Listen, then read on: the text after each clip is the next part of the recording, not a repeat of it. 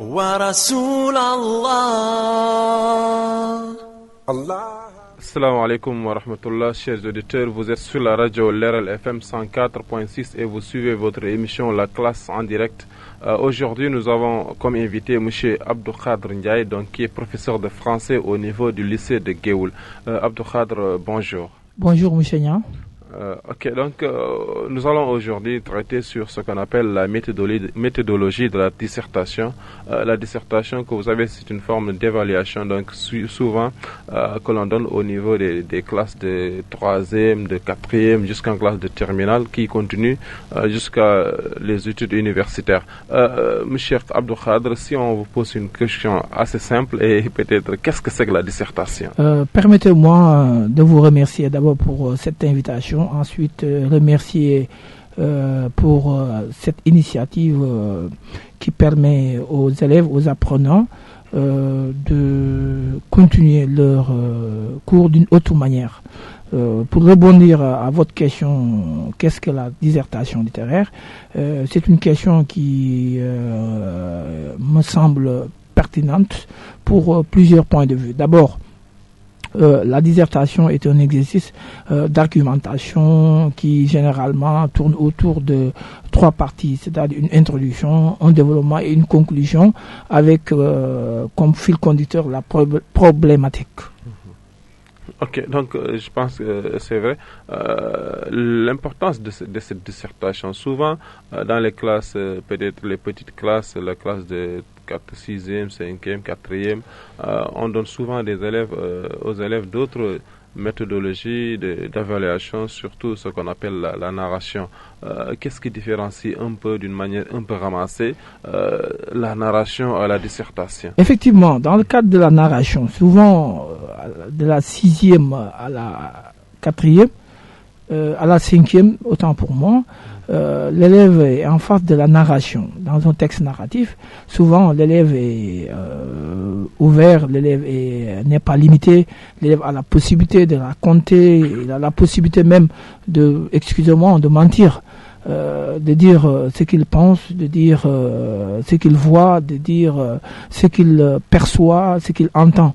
Donc, dans le cadre de la narration, l'élève est en face d'une interrogation à laquelle, effectivement, il a la possibilité de raconter, de narrer, comme vous venez de le dire.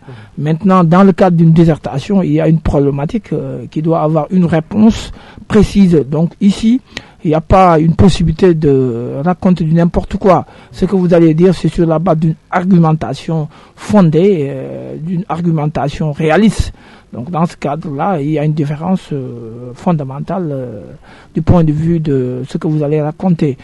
Si on dit à un élève de raconter ce qu'il a vu, ce qu'il a vécu à l'école, dans la rue, il a la possibilité de dire des choses que vous-même, en tant que collecteur, vous ne pouvez pas effectivement avoir la possibilité de vérifier ce que l'élève avance. Alors que dans le cadre d'une dissertation littéraire, l'élève ici son pouvoir d'analyse est restreint. Il n'a pas la possibilité de raconter de n'importe quoi parce qu'il y a une argumentation fondée, solide, tangible, qui ne souffre d'aucune contestation de ce point de vue. Ok, merci. Donc, je rappelle que vous suivez la radio Leral FM 104.6 et vous suivez votre émission La Classe en direct. Donc, aujourd'hui, nous sommes avec M. Abdou Khadr Ndiaye, donc, qui est professeur de français. M. Ndiaye, donc, vous avez un peu donné ce qu'on appelle cette dichotomie qui existe entre la narration et la dissertation. Tout à fait au début, vous avez dit que la dissertation comporte 3 parties, bien sûr. L'introduction, le développement et la conclusion. Mais avant d'entrer effectivement dans ce qu'on appelle ces différentes parties, l'élève en face du sujet, quels sont les préalables? Qu'est-ce qu'il doit avoir comme outil pour mieux cerner le sujet? Effectivement, c'est-à-dire l'élève en face de l'énoncé. C'est-à-dire l'énoncé est soit une interrogation, soit une assertion, soit une citation d'un auteur. Et s'il est en face d'une telle situation, d'abord la première chose que l'élève doit faire, c'est de lire et relire le sujet plusieurs fois. Pourquoi? Parce qu'on lit le sujet pour comprendre le sujet avant de le rédiger. Et la lecture, elle est fondamentale parce que c'est un outil de la compréhension. Et quand on comprend, on va faire la rédaction. C'est-à-dire, on va écrire. Et là, on conseille à l'élève d'avoir un brouillon, c'est-à-dire une feuille qu'il doit effectivement écrire avant de la rédiger au propre dans sa feuille, dans sa copie qu'il doit rendre. Donc ici, le préalable, c'est d'abord la lecture à plusieurs niveaux. Et quand on lit, on doit lire pour souligner les mots difficiles. Et parfois même, il arrive des cas où effectivement, il serait très difficile de connaître un mot dans une citation ou bien dans une interrogation. Mais un mot aussi n'a de sens dans son contexte. Ici, on se réfère au contexte pour pouvoir situer, contextualiser le mot et pouvoir donner son sens véritable employé dans l'interrogation ou bien dans la citation. Maintenant, les préalables, c'est d'abord la lecture, et définir les mots et tous les éléments qui arrivent automatiquement, on doit effectivement l'écrire quelque part. Sinon, après quelques minutes, vous allez perdre le fil conducteur. Donc, ce sont les préalables d'une bonne dissertation ou bien d'une bonne rédaction. Ok, donc vous avez dit donc que l'élève au préalable doit lire, c'est fondamental de lire le sujet, de le relire pour au moins se cerner le sujet, savoir qu'est-ce que dit le sujet, qu'est-ce que j'attends, dis-moi qu'est-ce que je dois rédiger pour éviter ce qu'on appelle un hors-sujet. Mais souvent devant un sujet, il y a différents types de sujets, monsieur Ndiaye, différents types de sujets que l'élève doit aborder différemment. Donc, pouvez-vous revenir un peu sur les types de sujets que l'élève peut avoir en face de lui? Vous savez que aussi la question, les différents types de sujets, c'est important parce que ça va permettre aussi de savoir les différents types de plans. C'est important parce qu'il y a une corrélation entre ces deux-là. C'est-à-dire, on peut donner un sujet sous forme d'une interrogation, comme on peut aussi donner un sujet sous forme d'une citation ou une assertion. C'est un point de vue qui va défendre une thèse. Et de ce point de vue, effectivement, il faut que l'élève aussi doive revoir effectivement les différents types de plans. C'est-à-dire le plan dialectique, ou critique, le plan analytique, le plan thématique, excusez-moi, et ensuite il y a aussi le plan sous forme de ce que l'on appelle tout à l'heure j'ai cité le plan dialectique, c'est-à-dire vous allez montrer les éléments de ressemblance et les éléments de dissemblance, ou bien là où effectivement le sujet fait référence à des éléments concomitants, comme on le dit souvent. Mais donc, c'est important de savoir que parfois on donne une interrogation à laquelle il faut effectivement répondre. On peut aussi donner ce que l'on appelle une assertion, c'est-à-dire une citation qui défend un point de vue, c'est-à-dire une thèse. Ok, donc une thèse bien sûr, mais peut-être si on va peut-être un peu dans les classes de terminale, souvent les élèves ont tendance à, même si peut-être depuis quelques années, on a tendance à donner aux élèves le plan dans le sujet, mais souvent les élèves pensent que toujours dans une dissertation, il faut toujours avoir ce qu'on appelle l'engagement et le non-engagement. Qu'est-ce que vous dites par rapport à ça? Ça aussi, il faut faire très attention parce que il n'existe pas de plan type. C'est-à-dire, il ne faut pas avoir, dès la première lecture, dire que le sujet en face de moi, je dois faire l'engagement dans un premier temps, dans un second temps, le non-engagement. Ça, il ne faut pas avoir une idée absolue sur ça. C'est-à-dire, chaque sujet a un plan bien déterminé. Et on peut avoir aussi plusieurs plans. C'est-à-dire, il ne faut pas dire que à chaque fois que je suis en face d'un sujet, j'ai un plan type. Le plan type n'existe pas. Parce que, comme disait Descartes, la dissertation littéraire, elle est dialectique, elle est foncièrement dialectique. C'est-à-dire, les évidencements, il faut se méfier des évidences. Dire que on m'a donné un sujet comme ça, forcément je dois le traiter comme ça. Ou bien un professeur avait traité un sujet comme ça, moi aussi je dois le traiter de cette manière. Ou bien j'ai entendu, il faut méfier de ces évidences-là. Ça, il faut être quand même très regardant par rapport au type de sujet. C'est-à-dire chaque sujet peut avoir plusieurs plans et donc il n'y a pas de plan type. Et comme vous venez de le dire, c'est en fait la problématique qui permet effectivement à l'élève de savoir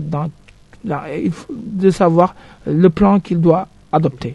Mais il faut se méfier des évidences, méfier aussi des on m'a dit, ou bien méfier de ce que le professeur avait écrit, parce que le sujet, un seul élément, ou bien les signes de ponctuation peuvent dénaturer quand même le plan du sujet.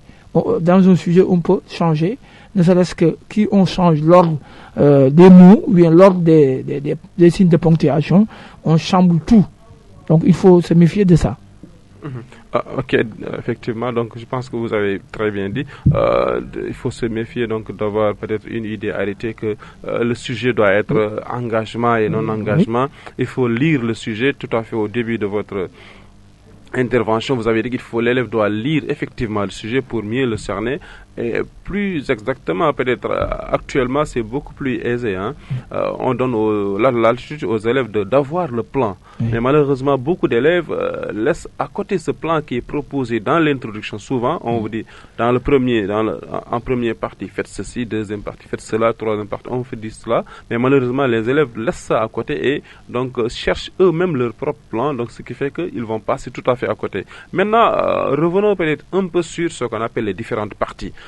Tout à fait au début, vous avez dit qu'il y a différentes parties, l'introduction, le développement et la conclusion. Mais au niveau de l'introduction, qu'est-ce qu'on a exactement pour permettre, donc doucement, il faut aller doucement pour permettre aux élèves qui nous écoutent de pouvoir prendre note et également de suivre correctement. Effectivement, comme son nom l'indique, on dit introduction. On introduit une problématique, une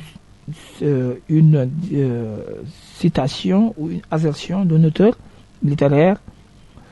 L'introduction, c'est la première, je dirais, parmi les trois parties d'une dissertation. C'est la première partie de la dissertation de façon générale, de façon globale. Maintenant, dans l'introduction, on nous parle de sous-parties, on a trois. C'est-à-dire amener le sujet, reformuler la problématique, et ensuite l'annonce du plan. Et donc, quand on amène le sujet, là, on contextualise le sujet. On le place dans son contexte historique, voire donner la situation, et on donne des informations sur le sujet de manière générale. On peut se poser des questions afin d'être sûr de délivrer des renseignements essentiels ou principaux sur le sujet. Maintenant, pour amener le sujet, on va se poser les questions suivantes. De quoi parle-t-on? Qu'est-ce qu'on parle? Quand? Quelle période? Que se passe-t-il? À quel moment? Qui? Quoi? Où? Quelle définition? Quelle est la situation à cette époque? Donc, on doit poser toutes ces questions pour pouvoir bien amener le sujet. C'est-à-dire, c'est la phrase d'accroche. Et ici, il ne faut pas essayer de répondre automatiquement dans amener le sujet. On ne répond pas aux questions qu'on pose. Parce que quand on amène le sujet, on est ici en phase de l'antichambre de la dissertation. On n'est plus à l'intérieur. Parce que c'est dans le développement qu'on va essayer d'agrandir, qu'on va essayer d'étendre toutes nos connaissances qui ont un rapport avec la problématique au niveau de l'introduction. Maintenant, il faut, dans ce cas-là, c'est fondamental d'utiliser les brouillons. Parce qu'on n'est pas encore, on ne touche pas encore pour l'instant la feuille, la copie qu'on doit rendre. Pour l'instant, on est au brouillon. Ça, il faut comprendre ça. Parce que tout ce que vous allez écrire, il peut y avoir des retouches, il peut y avoir des corrections. Vous pouvez apporter des améliorations par rapport à ce que vous avez écrit dès le début. Donc, pour l'instant, vous ne devez pas utiliser votre copie que vous devez rendre. Donc, vous devez utiliser votre brouillon qui sert effectivement d'élément pour pouvoir écrire correctement après. Donc, dans cette partie, on peut amener aussi un sujet dans un contexte général, c'est-à-dire la technique de l'entonnoir. On part du général au particulier. Par exemple, si je te donne une dissertation qui porte sur la poésie, et là, on amène le sujet de façon générale dans le cadre de la littérature. Maintenant, dans la littérature, la poésie, c'est un élément. Le roman est un élément. L'essai est la nouvelle est un élément. Donc ça, c'est dans le cadre général, on parle de littérature. Ensuite, on va particulariser en prenant comment on appelle ça encore, la poésie. Et pour le différencier par rapport aux autres éléments de la littérature.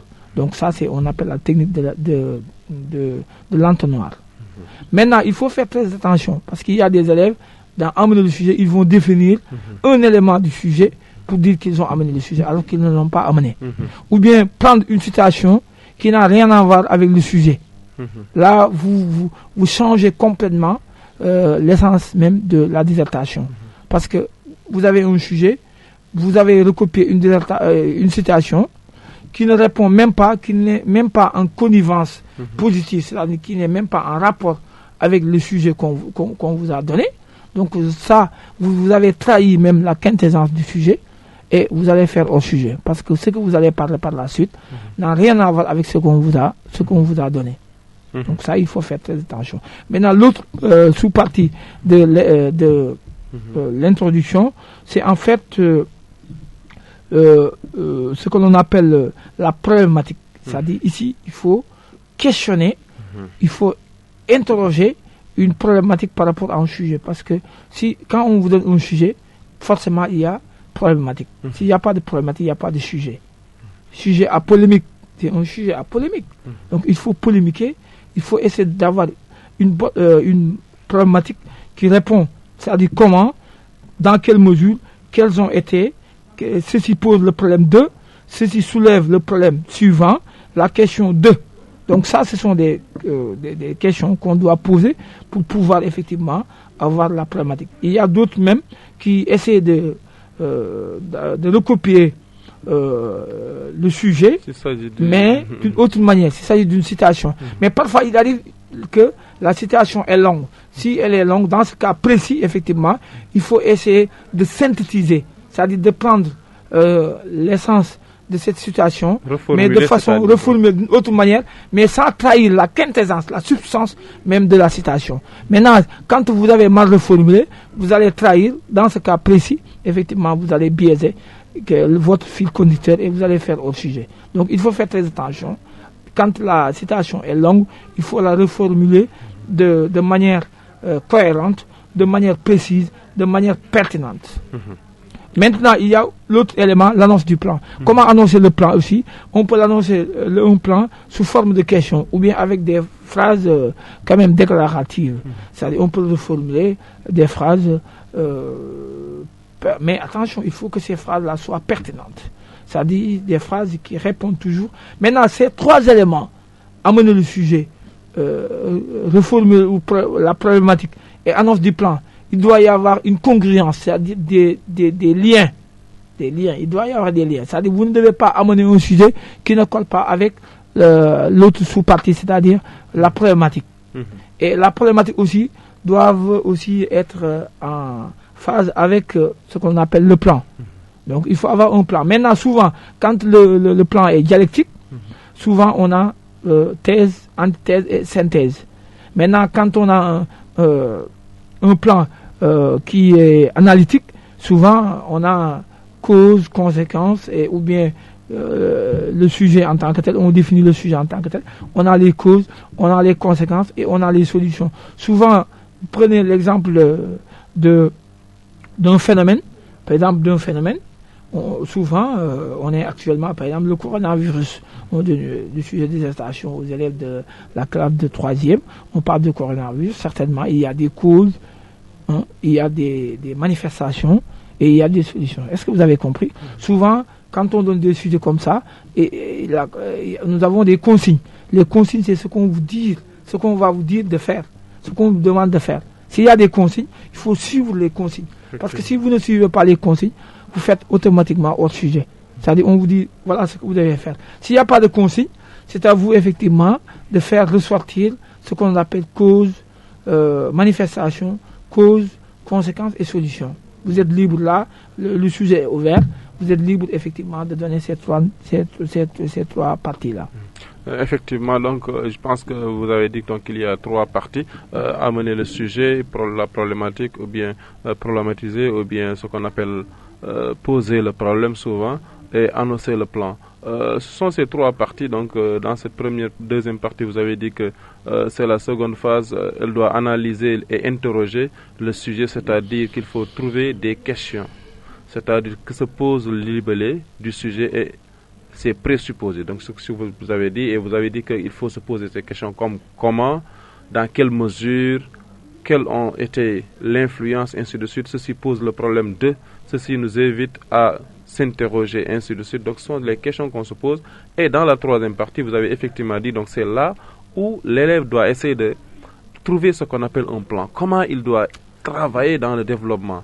Souvent, ces plans, vous l'avez dit tantôt, que dans certains sujets, actuellement, surtout au niveau du baccalauréat, on donne la chance aux élèves, on leur donne ce qu'on appelle le plan. Et l'élève doit se mouvoir dans ce plan-là, sinon il risque de passer à côté, donc de faire au sujet. Donc c'est la troisième phase de l'introduction qui sert à présenter les différentes grandes parties qui vont être examinées et étudiées. Donc, dans le développement. Ouais. Donc ça peut être 3 parties, ça peut être 2 parties, donc selon le sujet ou bien selon la consigne. Donc voilà, M. Ndiaye, donc c'est là l'introduction. L'introduction, elle est fondamentale. Donc qu'est-ce que l'élève doit faire exactement pour au moins éviter de bâcler cette partie qui est fondamentale, qui permettra au correcteur de juger le travail de l'élève. Elle est d'autant plus fondamentale parce que quand effectivement vous avez fait une mauvaise introduction, il va falloir que au niveau aussi de votre sous-partie, c'est-à-dire la partie relative au plan. Tout à l'heure même vous avez posé la question de savoir comment effectivement faire un bon plan. C'est-à-dire un bon plan. Souvent on vous donne des sujets où effectivement le sujet est libellé avec un plan. C'est-à-dire on vous dit commenter et discuter. Quand on vous dit commenter et discuter, qu'est-ce que vous allez commenter? La thèse de l'auteur, ce qui a écrit dans l'énoncé. Qu'est-ce que vous allez discuter? C'est-à-dire ce qu'on a dit par rapport à la thèse mérite des limites, c'est-à-dire des réflexions. On va apporter des améliorations par rapport à ce qu'on vient de dire. Ici, on a première partie, commenter ce qu'on a dit. Ensuite, la deuxième partie, vous allez effectivement discuter ce que vous avez commenté.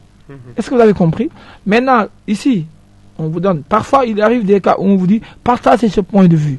C'est-à-dire, avant de partager ce point de vue, il faut éclairer ce point de vue d'abord avant de le partager. Ou bien on vous dit discuter. Si on vous dit discuter, donc ça signifie qu'est-ce que vous allez discuter. Avant de discuter ce que l'auteur dit, il faut donner des arguments qui valident ce que l'auteur dit avant de le discuter. Donc parfois aussi, c'est à l'élève quand même de voir dans quelle démarche effectivement il doit effectivement emprunter pour pouvoir convaincre son correcteur.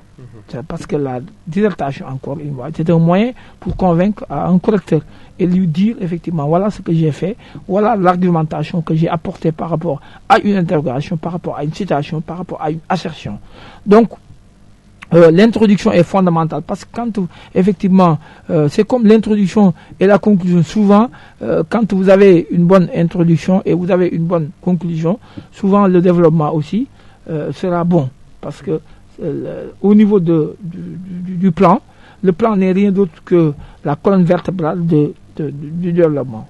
Si vous avez un bon plan, certainement vous allez avoir un bon développement. Ok, donc je rappelle, chers auditeurs, que vous suivez la radio LRL FM 104.6 et nous sommes aujourd'hui avec M. Abdoukhadr Ndiaye, donc, qui est professeur de français. Vous pouvez participer à l'émission en appelant au numéro 88 628 17 88, 88 628 17 88, ou appeler également au numéro 77 431 77 78, 431 77 431 77 78. Donc les élèves pouvaient appeler et participer à l'émission. Donc posez vos questions, donc vous aurez la chance d'avoir les réponses précises avec M. Abdou Khadr Ndiaye. M. Ndiaye, donc on a évacué un peu l'introduction, donc qui est constitué de ces trois parties. Maintenant, après l'introduction, l'élève va plonger directement dans ce qu'on appelle le développement. Les élèves ont tendance à directement, avant d'entrer peut-être dans le développement proprement dit, les élèves ont tendance à plonger directement dans ce développement en commençant à rédiger sur les feuilles d'examen ou bien les feuilles de devoir. Quels sont les conseils que vous leur donnez après avoir accouché ce qu'on appelle leur plan? Comment ils doivent travailler pour mieux réussir le développement? Vous savez, vous-même, vous êtes au courant que l'évaluation porte sur d'abord la présentation. Si effectivement l'élève qui veut faire une bonne dissertation doit respecter les préalables, c'est-à-dire avoir votre brouillon pour faire votre développement. Et s'il y a des ratures, vous corrigez toujours dans le brouillon et vous allez après recopier, effectivement, recopier la copie que vous devez rendre.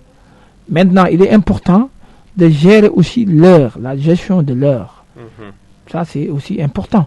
Parce que quand effectivement vous prenez tout votre temps dans l'introduction, alors qu'il vous reste quelques minutes pour faire le développement et une conclusion, ça pose problème. Donc moi, de préférence, il faut aller vers les feuilles de brouillon, écrire là-bas, et s'il y a des ratures, vous corrigez là-bas. Une fois que vous avez terminé dans votre feuille de brouillon, vous allez directement recopier au niveau de votre feuille de copie que vous devez, feuille d'examen, quoi. Donc c'est important, c'est des conseils que je donne aux élèves. Rédiger également le brouillon, souvent, les élèves peuvent peut-être essayer de faire ça directement. Mieux, c'est pour au moins trouver les idées pêle-mêle comme ça. Sur chaque plan, vous essayez de faire des cages. Donc la première partie, ça traite de ça. La deuxième partie traite de cela. Toutes les idées qui vous viennent à la tête, il faut les mettre sur votre brouillon. Et ainsi de suite. Après, essayer de les agencer. De les agencer, c'est-à-dire les idées les plus pertinentes. Il arrive même des idées, effectivement, qui ne sont pas pertinentes ou qui ne sont pas en rapport avec le sujet. Ensuite, il faut les mettre à côté complètement parce qu'ils ne vont pas figurer sur votre copie. Raison pour laquelle il faut... Parce que dès lors que vous lisez l'énoncé ou bien le sujet, les idées viennent comme ça, rapidement. Il faut les mettre. Parce que sinon, après, vous allez oublier. Vous allez dire que tout à l'heure, j'avais telle idée. Si vous n'avez pas noté quelque part, vous allez effectivement la perdre. Raison pour laquelle il est pertinent de mettre les idées sur votre copie, sur votre brouillon, avant effectivement de rédiger ça définitivement. C'est important. Parce que, aussi, selon aussi le sujet de dissertation qui vous est proposé, un certain type de plan va s'imposer. Il s'agit d'un plan dialectique. Tout à l'heure, j'ai dit du plan analytique ou du plan thématique. Le plan analytique, c'est thématique. On vous donne un thème. Et ensuite, c'est à vous de rechercher les causes, les manifestations et les solutions. Maintenant, la recherche des idées.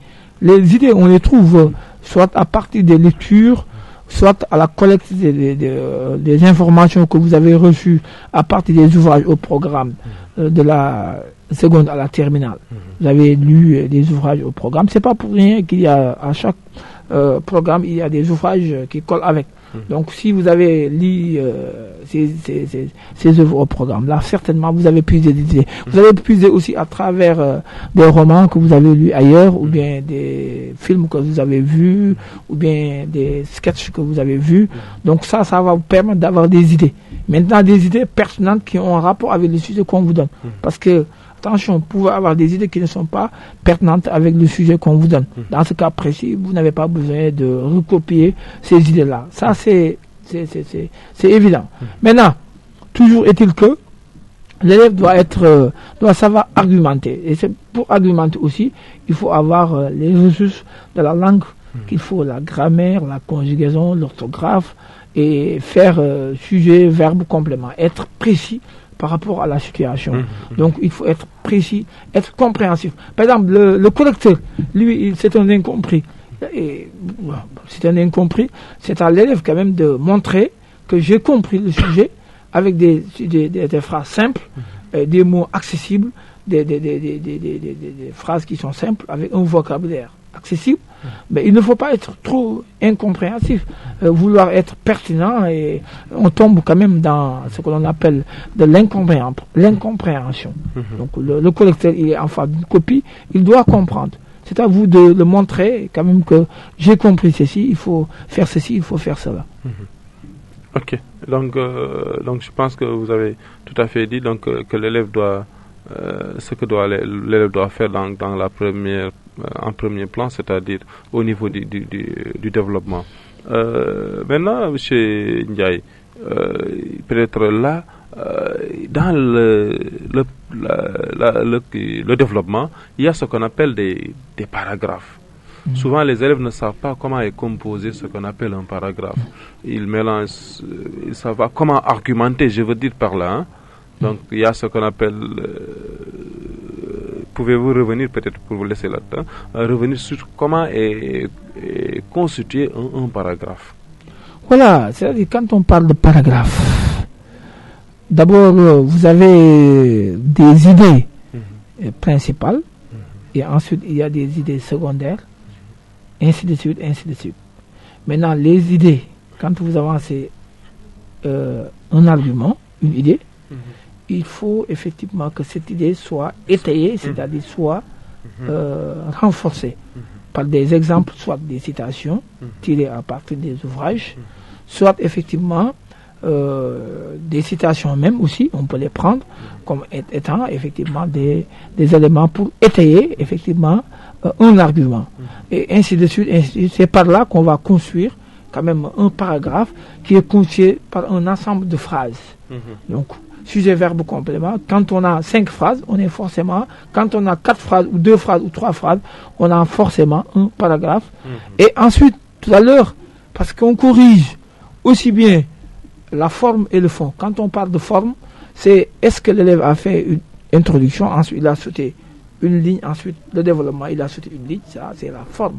Maintenant, le fond, c'est ce que vous avez écrit en fonction des paragraphes, en respectant effectivement les alinéas et les ressources aussi d'une phrase, c'est-à-dire sujet, verbe, complément, en respectant les signes de ponctuation. Là, il faut faire. Et ensuite, on interdit parfois de faire des phrases minimales, c'est-à-dire des phrases où effectivement il n'y a que les noms. Mais la logique aurait voulu que l'élève fasse effectivement sujet, verbe, complément. Ok, donc M. Ndiaye, en dehors de cela également, souvent les idées, on apprend également, on enseigne également aux élèves ce qu'on appelle les connecteurs logiques. Quelle est l'importance de ces connecteurs logiques dans une dissertation, surtout au niveau de l'argumentation? Effectivement, on dit souvent que dans une dissertation, il faut que l'élève apprenne à maîtriser, apprenne aussi à insérer les connecteurs logiques. Moi, j'ai vu parfois des élèves qui commencent dès le début de leur développement, en effet, c'est-à-dire juste après l'introduction, il introduit en effet, et il n'y a pas de cours sans effet. Pourquoi vous dites en effet? Avant de dire en effet, il y a quelque chose qui doit effectivement soutenir cette idée, cette connecteur logique-là. Maintenant, les connecteurs logiques ont des... certes, il y a pas de, parfois il y a des ressemblances, mais il faut faire très attention. Quand est-ce qu'il faut écrire en effet, quand est-ce qu'il faut écrire en conséquence, du coup, et quand est-ce qu'il faut écrire car. Donc il y a des connecteurs logiques qui introduisent une conséquence, il y a des connecteurs logiques aussi qui introduisent des concessions, une opposition. Par exemple, quand effectivement vous voulez quitter la thèse pour aller vers l'antithèse, on utilise cependant, toutefois, néanmoins, qui introduit une sorte de contradiction, c'est-à-dire une d'opposition. Ici, c'est pertinent de dire cependant, toutefois, néanmoins. Est-ce que vous avez compris? Et quand effectivement vous avez terminé une partie pour faire une conclusion générale, là où dit par conséquent, ou bien en conclusion, en définitive, ça effectivement vous récapitulez pour montrer qu'il y a une conclusion partielle avant de parler d'une conclusion générale, parce qu'une conclusion partielle est différente d'une conclusion générale. La conclusion générale, elle va effectivement vider la partie essentielle. Alors que la conclusion partielle, c'est pour une partie du développement. Donc ça, les connecteurs logiques sont essentiels. Si vous avez compris, vous ne pouvez pas faire une dissertation, surtout dans la partie du développement, sans connecteur logique. Parce que ça va permettre de vérifier, même le connecteur, il évalue en fonction de la cohérence et de la pertinence de l'emploi de connecteurs logiques là. Ils sont obligatoires et ils sont fondamentaux. C'est-à-dire que vous ne pouvez pas effectivement faire une bonne dissertation sans pour autant utiliser les connecteurs logiques. Ça, c'est impossible. Ok, donc pour revenir un peu ces connecteurs logiques, souvent il y a des élèves qui ne savent pas, comme vous l'avez bien dit, employer les connecteurs logiques. Chaque connecteur logique a ce qu'on appelle son rôle. Certains souvent sont utilisés pour l'opposition, donc la concession, également la cause-conséquence. Donc tout cela, malheureusement, les élèves, vous les apprenez, vous les enseignez en classe, les connecteurs logiques, mais souvent ils confondent ce qu'on appelle leur place. Ceci va poser, comme vous l'avez dit, la cohérence dans le développement. Donc ça va faire que le développement, ou bien l'argumentation que vous allez faire n'aura pas ce qu'on appelle une certaine cohérence. Donc il faut mieux revenir un peu sur ce qu'on appelle ces connecteurs logiques. Chers élèves, également, on vous invite de revoir vos cours sur les connecteurs logiques qui vous permettront de mieux organiser votre méthodologie, de mieux organiser vos arguments. Vous avez parfaitement raison. Ce n'est pas pour rien dans l'enseignement, au niveau de la 6e, 5e, 4e et même 3e, qu'on étudie le texte argumentatif. C'est pour permettre à l'élève de donner des arguments par rapport à une thèse ou bien une antithèse. C'est que l'auteur défend. Maintenant, l'emploi des connecteurs logiques parfois pose problème même du point de vue du temps. Par exemple, quand vous dites quoique, c'est suivi du subjonctif. Bien que, suivi du subjonctif. Quand vous dites effectivement, néanmoins, là, c'est l'indicatif. Donc, même les connecteurs logiques posent un problème de conjugaison parfois même. Est-ce que vous avez compris? Maintenant, ce n'est pas pour rien que les élèves apprennent durant le cursus ces connecteurs logiques. C'est pour pouvoir argumenter et savoir aussi dans quelle partie, dans quel élément je dois utiliser tel connecteur logique à la place de tel connecteur logique. Parce que quand vous voulez, tout à l'heure, quand vous voulez expliquer que la première partie, c'est la thèse, la deuxième partie, c'est l'antithèse, pour faire la transition entre la thèse et l'antithèse, il faut utiliser néanmoins, cependant, et toutefois, pour montrer qu'effectivement, les idées que j'ai avancées tout à l'heure sont en contradiction avec ce que je viens d'avancer par la suite. Donc ça permet effectivement d'utiliser ces connecteurs logiques. Donc je rappelle les auditeurs que vous suivez la radio Leral FM 104.6 et vous pouvez participer à l'émission en appelant au numéro 88 628 17 88, 88 628 17 88 ou au numéro 77 431 77 78, 77 431 77 78. Donc voilà, nous sommes aujourd'hui avec M. Abdou Khadr Ndiaye, qui est professeur de français au niveau du lycée de Géoul. Donc Abdou Khadr, nous étions en train de voir ce qu'on appelle le rôle des connecteurs logiques, qui facilite souvent aux élèves de mieux pouvoir, bien de mieux organiser ce qu'on appelle leur argumentation. Très rapidement, nous allons peut-être passer à ce qu'on appelle l'autre partie, c'est-à-dire la conclusion. Oui, vous savez, la conclusion aussi, elle est fondamentale. Allô, salam alaikum. Allô, salam alaikum. Vous allez bien?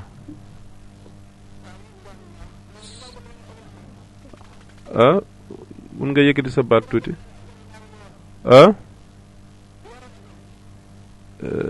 Li ngay wax leerul bu baax, waxal ci kaw.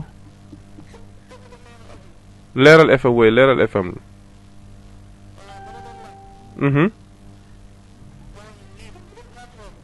la.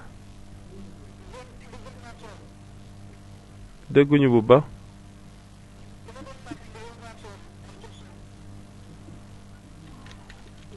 dafa waxal bu baax wala nga xaw sore tuuti fekkee si rajo da nga jege rajo allo way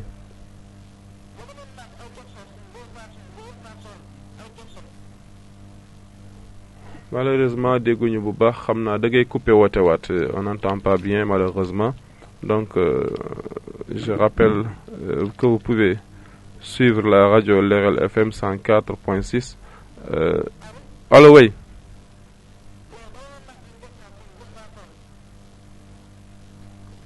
li nga wax da nga doon laaj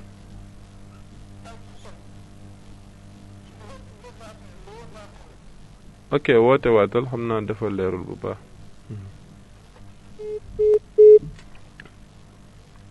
ok donc on remercie également cet auditeur qui vient d'appeler et malheureusement nous l'entendons pas bien, peut-être on sera obligé donc de vous pouvez appeler encore mun nga woote waat vous pouvez appeler pour mieux dire ce que peut-être nga wax bu baax ce que vous voulez poser comme question.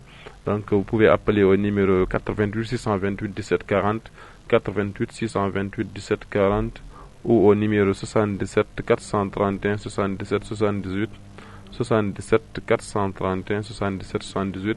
Vous pouvez appeler sur ces deux numéros donc pour avoir donc le cours en direct donc avec M. Abdou Khadr Ndiaye.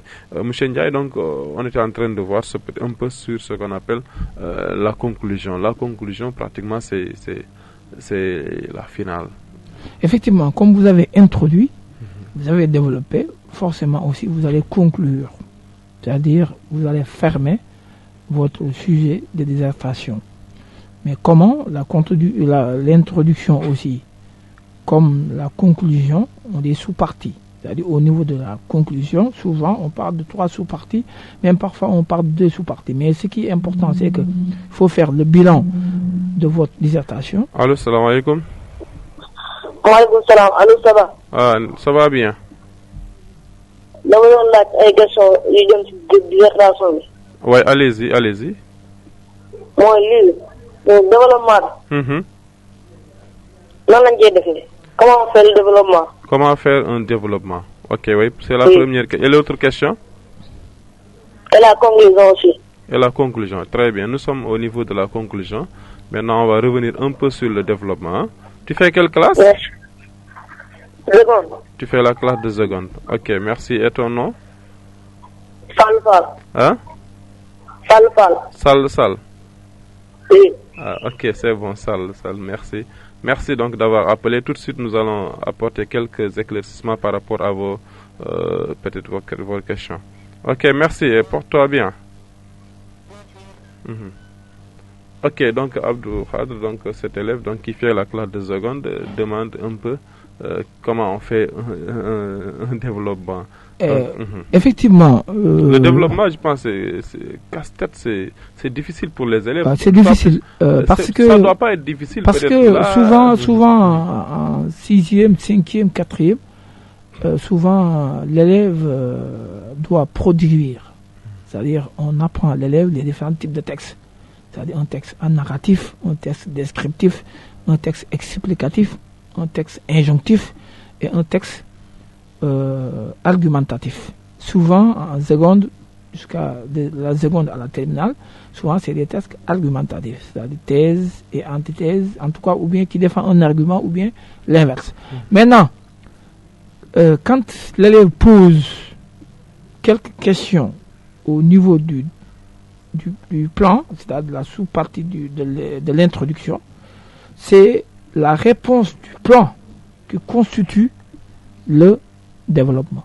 C'est-à-dire si vous avez un bon plan, vous allez avoir certainement un bon développement. Si vous avez un mauvais plan, aussi certainement, vous allez avoir un mauvais développement. Maintenant, comment on fait le développement? Quand on avance des idées, on va argumenter ces idées-là en donnant des exemples. C'est comme ça, sous forme de phrases, et il va falloir que l'élève aussi puisse savoir comment construire une phrase, sujet, verbe, complément. Est-ce que vous avez compris? Maintenant, je peux effectivement, puisqu'il est en seconde, si par exemple on lui dit que la tragédie, par exemple il est en seconde, n'est-ce pas? On lui donne un sujet qui parle de tragédie, c'est différent de la comédie. Si vous avez compris, c'est différent de notre sujet. On lui donne un sujet comme ça sur la tragédie.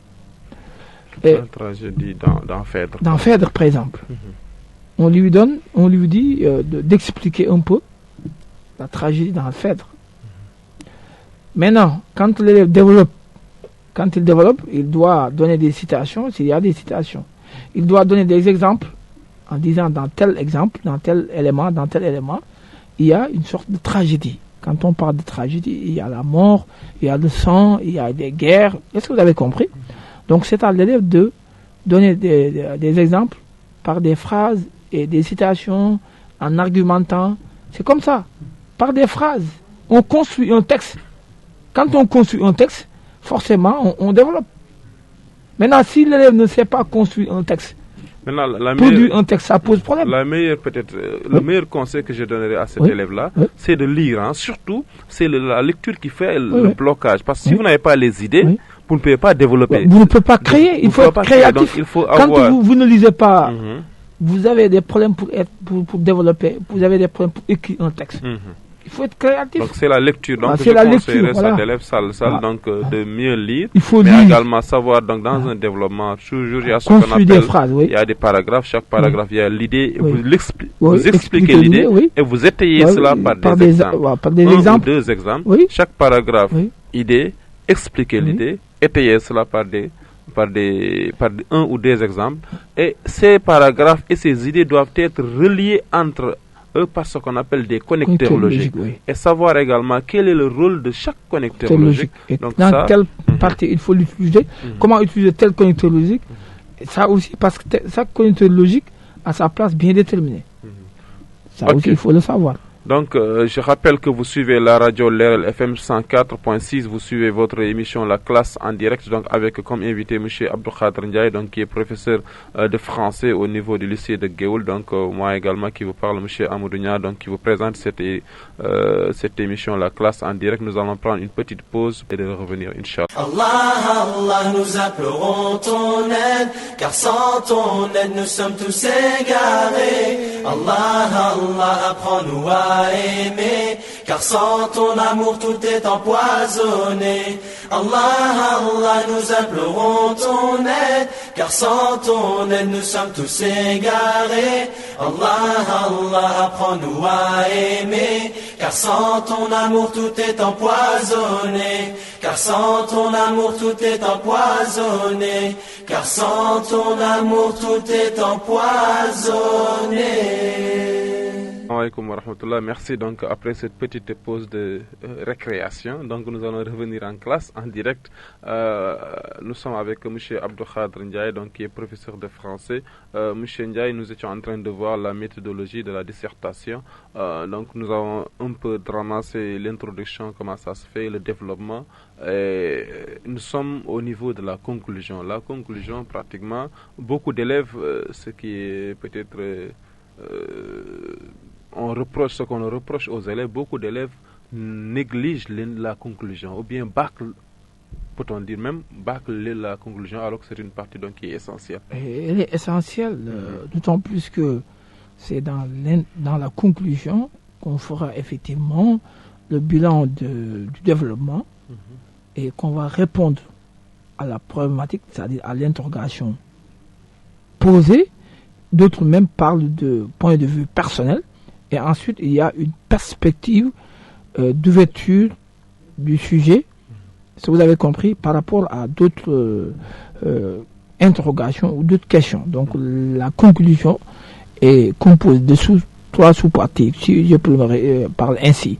C'est-à-dire le bilan de votre développement synthétique et ensuite votre point de vue personnel, c'est-à-dire votre point de vue par rapport au sujet, et ensuite l'ouverture d'autres perspectives. Souvent on pose dans ces sous-parties-là ce qu'on appelle une interrogation pour permettre au correcteur quand même de savoir la pertinence du sujet qui a été proposé par rapport à la question qu'on vient juste de poser au niveau de la conclusion. Donc la conclusion, elle est fondamentale, comme elle est au niveau de l'introduction. Donc c'est une récapitulation de vos propos Il s'agit de dresser le bilan de votre dissertation en exprimant brièvement les conclusions auxquelles vous êtes parvenu.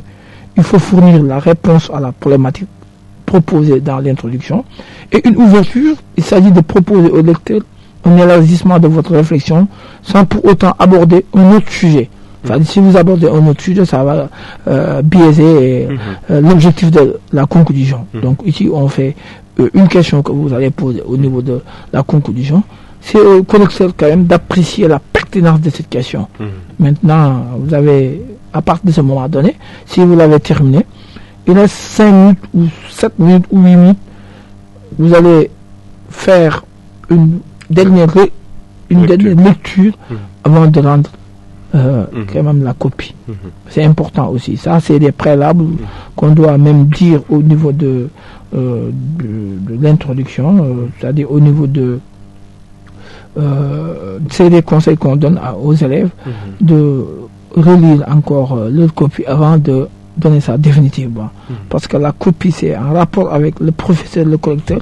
C'est votre avocat. Donc, vous devez écrire des choses, vous devez avoir des arguments pour le présenter au professeur, au correcteur. Ok, donc merci. Donc je rappelle encore une fois que vous suivez la radio Leral FM 104.6 et vous pouvez participer à l'émission en appelant au numéro 88 628 10 40 ou au numéro 77 431 77 78.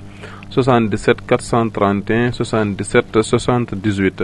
Monsieur Ndiaye, vous avez un peu dit que l'introduction, bien la conclusion, c'est pratiquement la partie finale. Donc, et souvent, je taquine souvent les élèves en disant que même si vous faites préparer un bon plat, alors que le plat n'est pas bien présenté, même s'il est délicieux, les gens ne vont pas manger. Hein? Donc, il faut bien présenter. Donc avec les nappes, avec les draps et tout cela, les ingrédients et tout cela. Oui. Donc ce qui va aiguiser l'appétit des gens qui vont au moins déguster ce plat-là. Donc et si vous préparez bien un plat, c'est bien beau, et vous me posez ça sur une nappe donc qui est très très très sale, donc ça les gens n'auront pas l'appétit donc de pouvoir l'envie de manger. Donc la conclusion elle est fondamentale, chers élèves. Donc il ne faut pas bâcler la conclusion. Donc il faut essayer de respecter les parties que votre professeur vient de dire. Donc M. Abdou Khadr Ndiaye. Donc M. Ndiaye, toujours encore une fois. Donc pour donner plus de chance aux élèves, nous allons un peu revenir en arrière. Donc on a voir ce qu'on appelle les différents types de plans. On avait un peu dit cela tout à fait au début de l'introduction, les différents plans que généralement que l'on propose aux élèves, et ces plans peut-être les expliquer d'une manière beaucoup plus lente, donc pour que les élèves puissent saisir cela et ne plus faire confondre cela devant un sujet, un quelconque sujet. Donc je pense que peut-être là vous allez un peu revenir sur ça.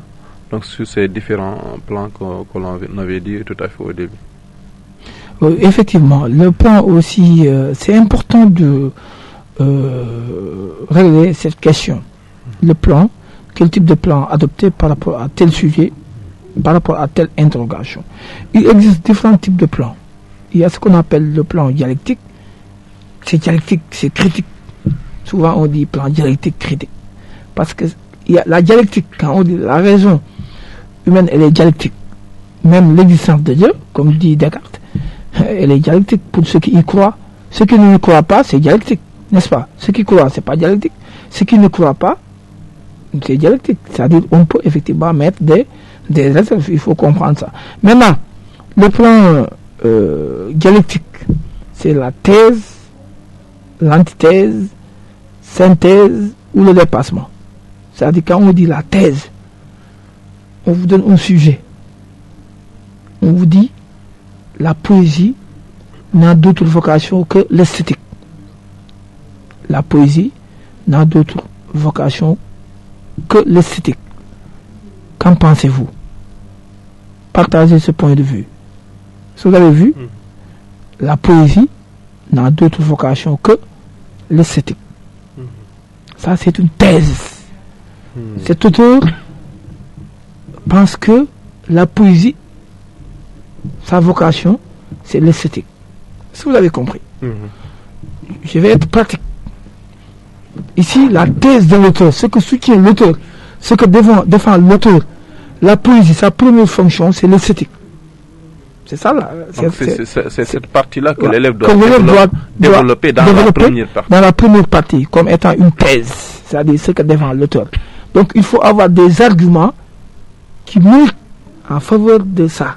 C'est ça ce qu'on appelle la thèse. Dès les premières lectures, des élèves avec l'esprit cartésien auront des idées qui sont en contradiction avec ça. C'est parce que vous avez des idées qui sont en contradiction avec ça qu'on a un plan dialectique. Si vous n'avez pas ça, c'est parce qu'on n'est pas en face d'un plan dialectique. Est-ce que vous avez compris? C'est-à-dire, dès la première lecture, vous avez des idées qui ne milquent pas en faveur de ce que vous venez de lire. C'est parce qu'on est en face d'un plan dialectique. C'est-à-dire, la poésie n'a d'autre vocation que l'esthétique. C'est ça, c'est une négation. Il y a une négation de restriction. La poésie n'a d'autre vocation que l'esthétique. Donc, je vais défendre, dans un premier temps, la thèse de l'auteur qui montre que la poésie égale, ou bien n'a que ça. X égale ça. Est-ce que vous avez compris?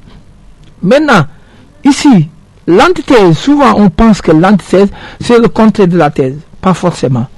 L'antithèse, ce sont des éléments ou bien des arguments qui limitent la thèse, ou bien qui apportent une certaine limite, une certaine nuance de la thèse. C'est ça ce qu'on appelle l'antithèse. Mais il y a des élèves qui pensent automatiquement que l'antithèse, c'est le contraire, parce qu'ils ont vu le mot anti, c'est contre. Est-ce que vous avez compris?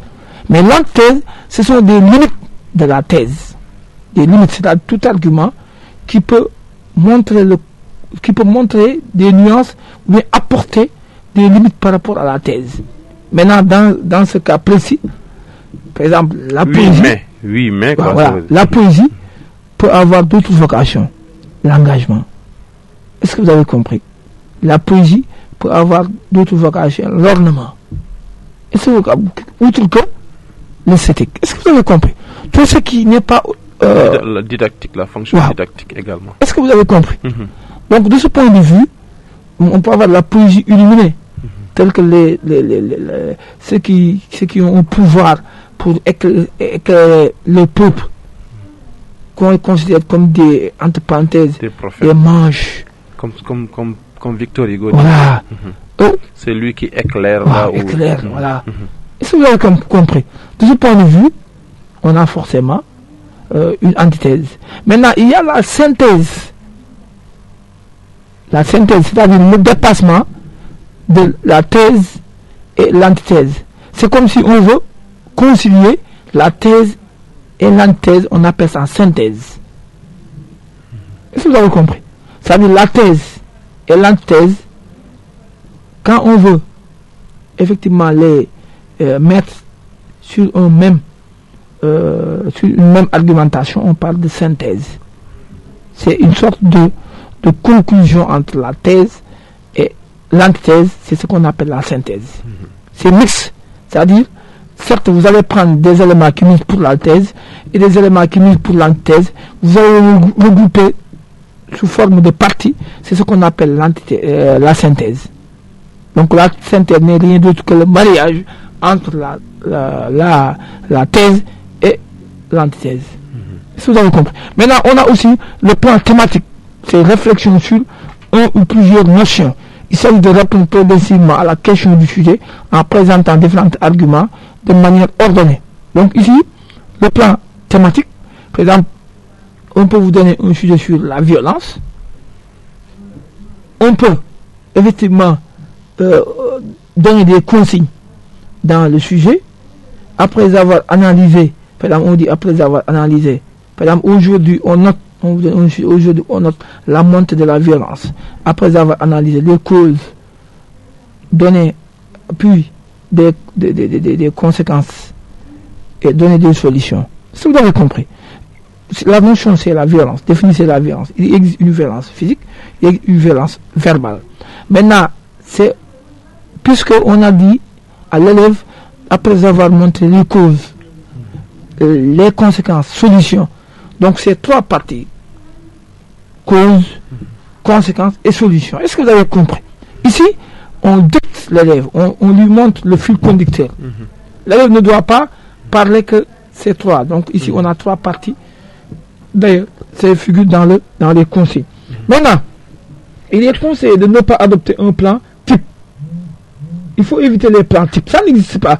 Ça veut dire que l'autre jour, le professeur face à un tel sujet, il avait donné un plan comme ça. Moi, je vais adopter ce plan. Ça, il ne faut jamais le faire. Il n'existe pas de plan type. Parce que un petit élément du sujet libellé peut changer le plan. On peut dire par exemple, on peut dire virgule. Ça peut dénaturer. C'est important. Il ne faut pas négliger les signes de ponctuation. On peut avoir aussi un plan, ce qu'on appelle un plan comparatif. Souvent, on a une conjonction de coordination qui lie des éléments. Là, on est un plan comparatif. Là où vous allez faire des éléments où effectivement il y a une distinction. Si on dit par exemple que la classe de seconde, par exemple, le théâtre, on dit 2 points, la tragédie et la comédie. Oui. Par exemple. Voilà. Vous avez vu ça, l'importance. On a dit 2 points. Reprenez encore le sujet. Le théâtre. 2 points. La tragédie et la comédie. Voilà. Vous avez vu, dans le théâtre, on a ces 2 là. On a dit on a dit 2 points. On a cité une notion et on a dit 2 points. Aussi bien la tragédie et la comédie, on les trouve dans le. Mais qu'est-ce qui les différencie? Ils ont des ressemblances parce que on les trouve dans aussi bien la tragédie, la comédie, on les trouve dans le théâtre. Mais ils ont des différences. Leur ressemblance, c'est du point de vue qu'ils sont composés, qu'ils sont dans un élément. Mais ils ont des distinctions à faire. Quand on parle de tragédie, il y a la mort, il y a la guerre, il y a le sang. Alors que la comédie... Même les personnages ne sont pas les mêmes. Les personnages ne sont pas les mêmes. Les personnages sont des nobles. Et on les caricature du point de vue de leur force, du point de vue de leur talent.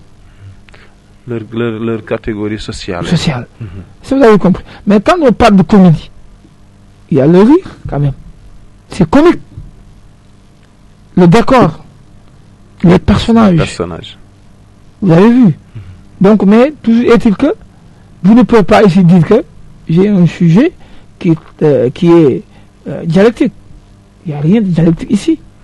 On a pris une notion et on a mis 2 éléments aussi.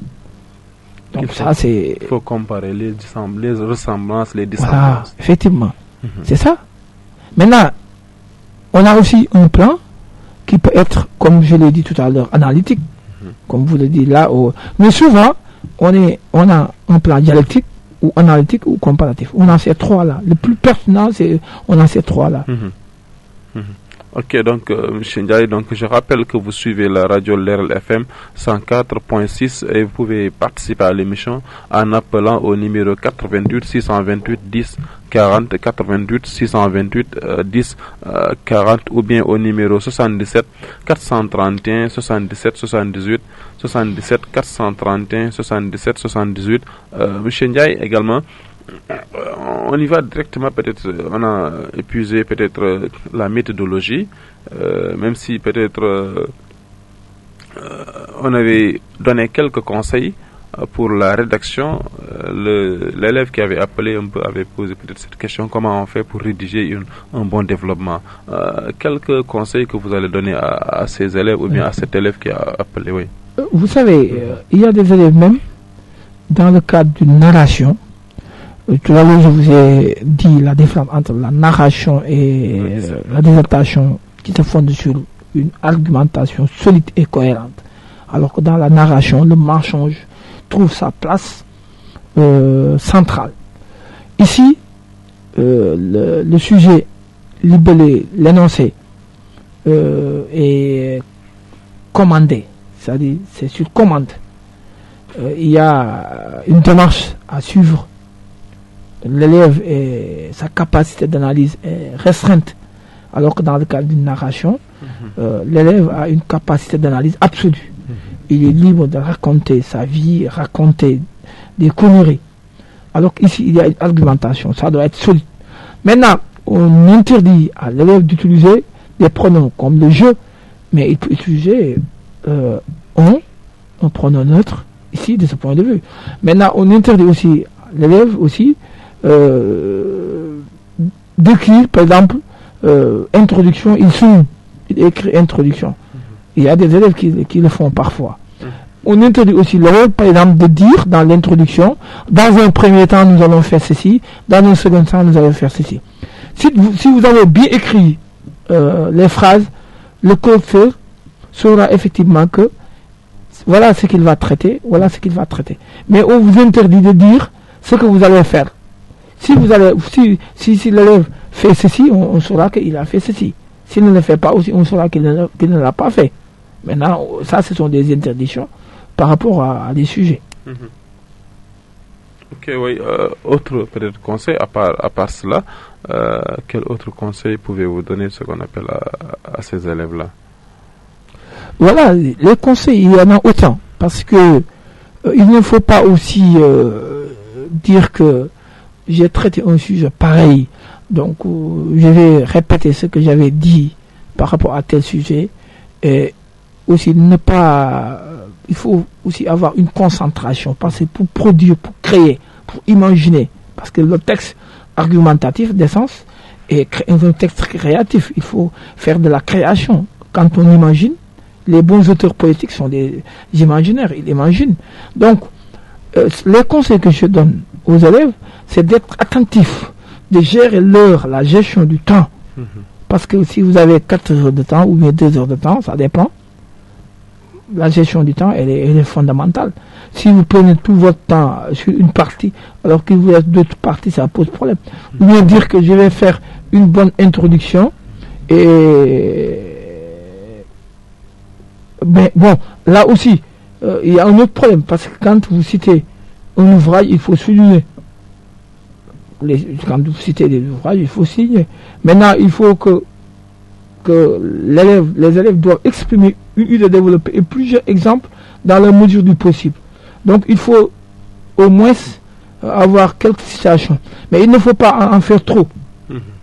Il faut au moins faire 3 ou 4 citations. Mais il ne faut pas en faire trop, parce que sinon, les citations aussi doivent être pertinentes. C'est-à-dire, il faut les utiliser dans un contexte. Par exemple, quand on dit, c'est d'ailleurs dans ce sens que Victor Hugo disait 2 points, et vous ouvrez les yeux, vous citez, ensuite vous fermez. Et quand vous citez Victor Hugo dans son ouvrage, dans les contemplations, vous soulignez, et les titres des ouvrages, on les écrit par majuscules.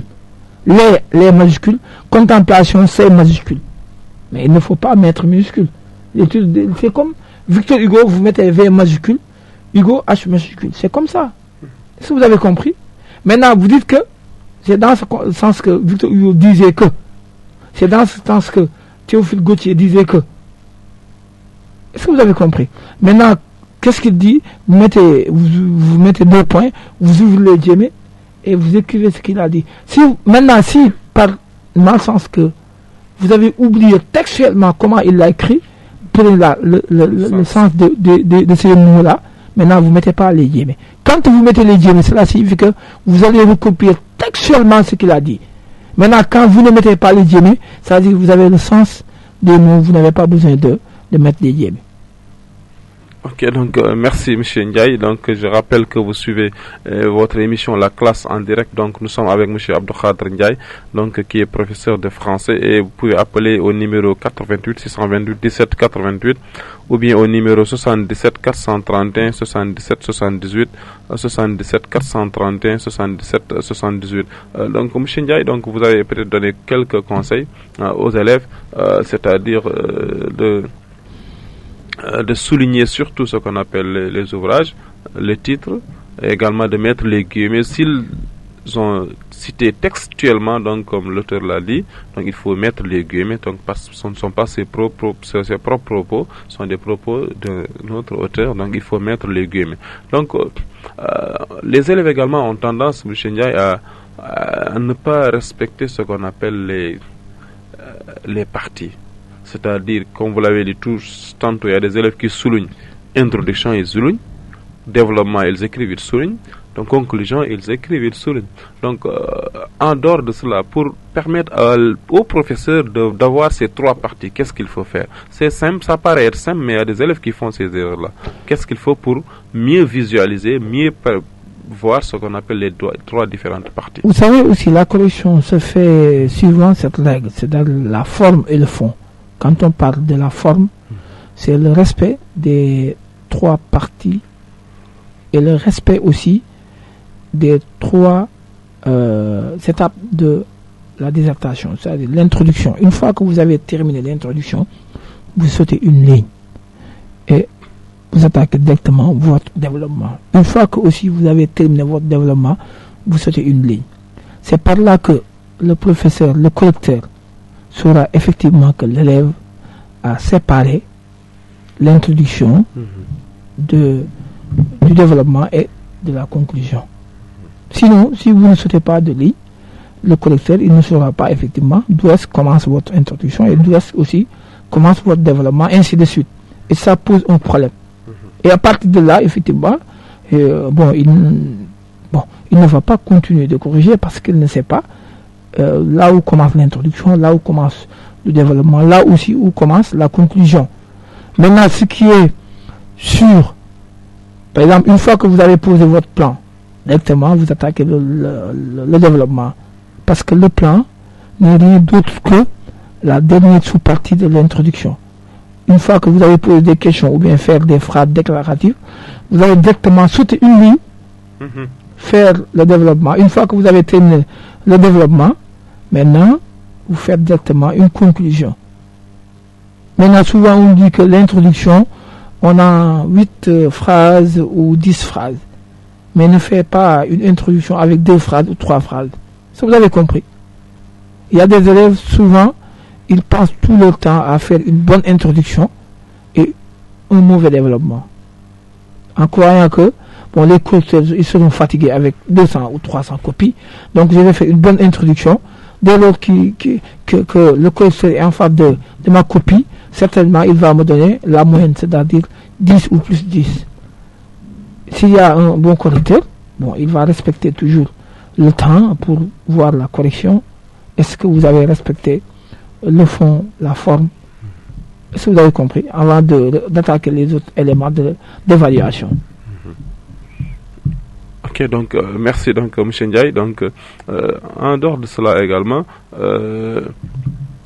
un autre problème peut-être chez les élèves qu'il faut souligner, souvent ils ne maîtrisent pas peut-être là les méthodologies. On vient de faire cela bien sûr, mais ce qui fait que les élèves pêchent souvent devant un sujet, c'est que c'est le manque de maîtrise de ce qu'on appelle d'une méthodologie, donc de la dissertation. L'élève qui a appelé a bien dit que peut-être là, comment on fait un développement. Donc, comment faire un développement?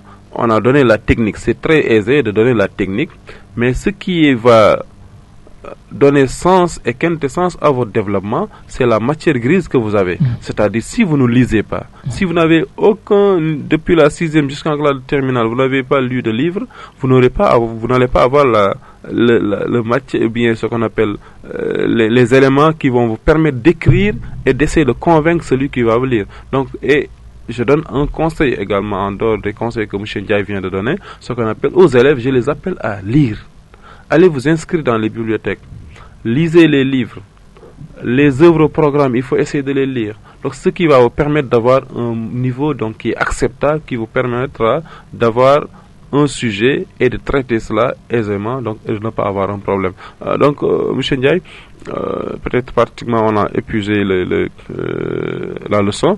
Donc, on va essayer de mettre fin. Peut-être par quel mot allez-vous... Vous savez, la lecture, elle est fondamentale. Parce que même pour comprendre un sujet, il faut savoir lire.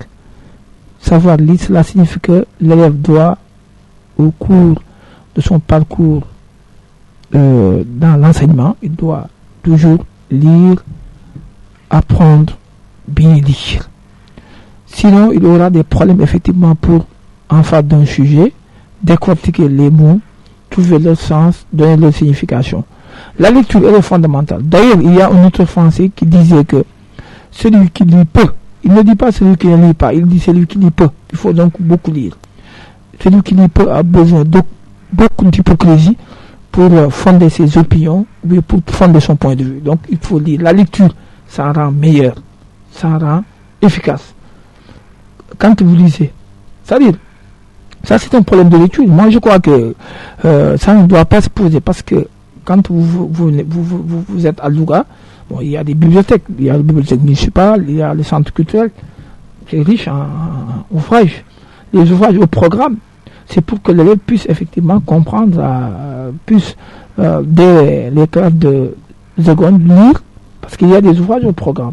Souvent, on donne, et, bon, il faut éviter, je dis aux collègues aussi, d'éviter ce qu'on appelle les évaluations sanctions, c'est-à-dire apprendre ceci et donner autre chose. Ça aussi, c'est pour sanctionner des élèves, mais il faut leur apprendre, donner des leçons, et ensuite évaluer sur la base de ces leçons-là. Ok, M. Ndiaye, vous allez terminer par quoi? Donc, je termine par tout simplement dire que, puisque c'est la situation qui nous a obligés, avec le coronavirus, d'organiser cette initiative-là pour permettre aux élèves, aux apprenants d'initier et d'aller très rapidement comprendre la technique de la dissertation. Mais je veux dire tout simplement que aussi c'est pas facile, c'est en apprenant qu'on va très rapidement comprendre beaucoup de choses.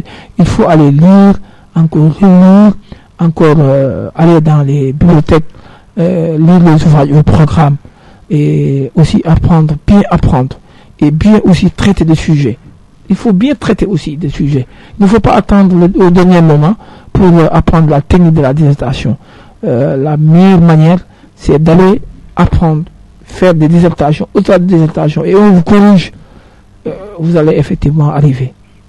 Ok, donc merci M. Ndiaye. Je remercie donc les auditeurs qui nous suivaient, les élèves. Donc on vous donne rendez-vous Inch'Allah demain à la même heure, donc à 11h. Donc nous aurons demain Inch'Allah comme invité M.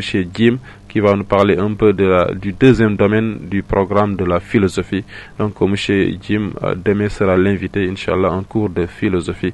On vous donne rendez-vous Inch'Allah demain à 11h. Merci chers auditeurs. Allah, Allah.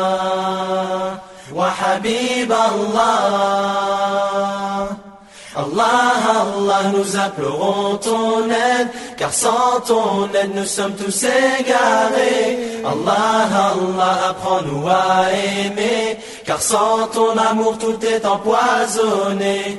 Allah, Allah, nous implorons ton aide, car sans ton aide nous sommes tous égarés.